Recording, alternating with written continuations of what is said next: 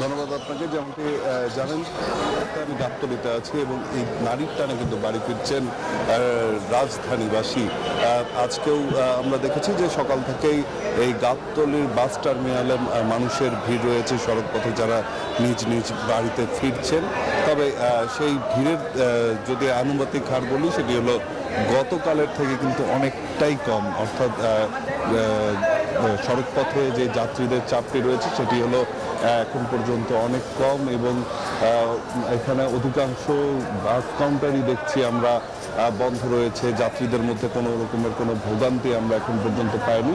সবাই স্বাচ্ছন্দ্যে টিকিট পাচ্ছে এবং সড়ক পথে বেশ ঝুট ঝামেলা মুক্তভাবেই কিন্তু সবাই নিজ নিজ বাড়িতে ফিরছেন। এবং গতকালকেও আমরা দেখেছি যে গতকালকে বেশ কিছু অভিযোগ এসেছিল যে অতিরিক্ত ভাড়া নেওয়া হচ্ছে, যেটি হলো ঈদ উপলক্ষে হলো এলাকা ভেদে 2 থেকে 300 টাকা করে অতিরিক্ত ভাড়া নেওয়া হচ্ছে।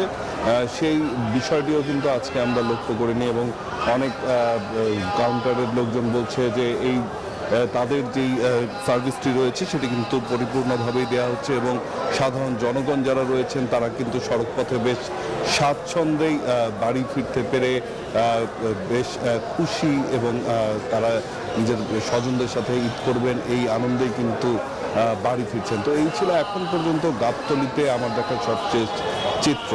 ধন্যবাদ। জি গো, ধন্যবাদ আপনাকে। আমি কি কিছু ধরেছি নাকি?